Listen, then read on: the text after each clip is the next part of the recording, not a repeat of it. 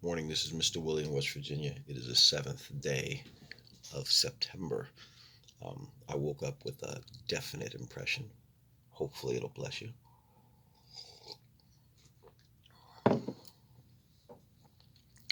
God comes to ruin our plans. God comes to just mess up our lives. God comes along and just completely changes the plans we have.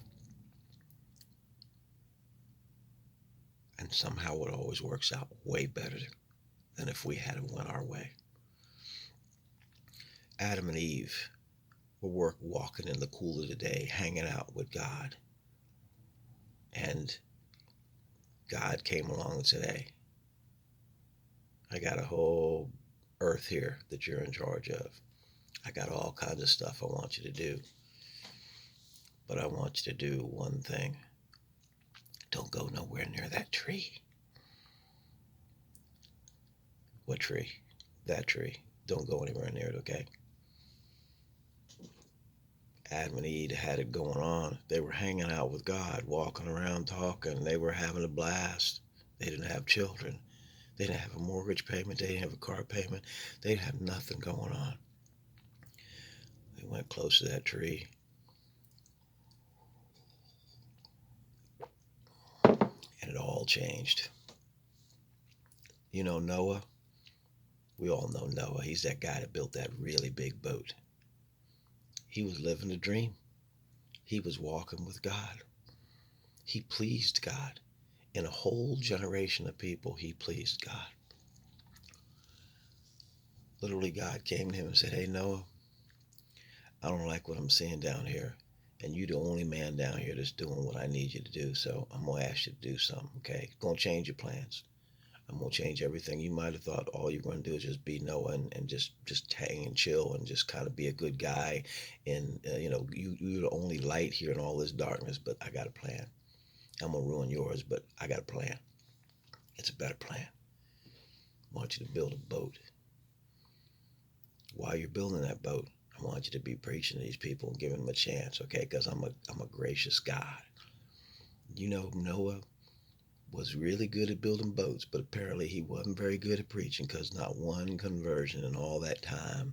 In all that time of building that boat, not one person got saved except for his family.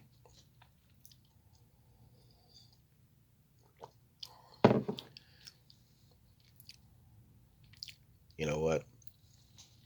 I could go through the Bible and mention character after character and show you where God just came along and just ruined our plans.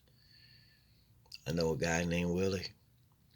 All he wanted to do was be a husband and a father. All he wanted to do was work a job, come home to his wife and children, go on vacation once in a while. But along came God and said, hey, Willie, you keep trying to do this marriage thing. I'm sorry, but you just can't. That's not my plans for you, son. I look at all the things that I've accomplished in the last 40 years. I'm like Noah. Not one success as far as marriage is concerned. Not one success as far as relationships are concerned. And I'll be honest with you, I got a lot of women that like me, and I've got at least one ex-wife that adores me. But nothing's worked as far as what my plan was for.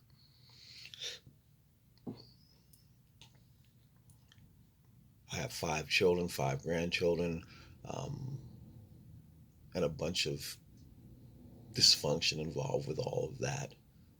Um, my goals and aspiration and dreams for my children, they haven't come to fruition. It's been a battle every day. It's been heartache. It's been worry. It's been prayers that were tearful. It's been fastings and being up late at night and being up all night. It's been just horrible at times. It's not been how I had it in here, but the amount of kingdom stuff that's been done, I couldn't even measure it for you. I couldn't even give you a spreadsheet of people that have been touched, people that have been saved, people that have been delivered, people that have been touched by the power of God. And I'm not done yet. You're not done yet. God will come along and seemingly ruin what you're doing to promote his kingdom, to get his stuff done. And amidst us messing up and being dysfunctional and being people with baggage and issues and things that are all messed up, he will take that foolishness and completely confound the wisdom of this planet and somehow make you come out smelling like a rose. This planet is dysfunctional and the people on it are clueless, and most of us don't have a clue what we're doing without God. I'll be honest with you, I don't know what I'm doing without God. I don't know how I've gotten this far other than the fact that it's been God. And it's not been just my belief in God, it's been my trusting him at times and walking with him and grabbing a hold of his hand when I wasn't sure which direction to go in. It's been laying on my face, interceding, praying, asking him to show me what to do. It's been me depending on other people of God that were more seasoned than me to help me understand what his will is. It's been me seeking him, finding him, and following him. And that's been completely against what I wanted to do with my life. I didn't even like Christians. Didn't even like people who said they were talked about Jesus all the time. I lived in a town where there was a missionary college. We had people talking about Jesus all the time. Didn't trust him, didn't like him, didn't like some of them. I liked some of them, but some of them I just didn't trust. I was always looking for little chinks in their armor. But there was one guy who walked that thing out when I was in high school. And I'll never forget him, and I've contacted him. I found him many years ago, and I thanked him because he walked that thing out, and he's still walking that thing out. And that's all it takes sometimes, just one. That's all it takes as far as changing our life. It takes one moment for God to touch you, and it can happen just like that.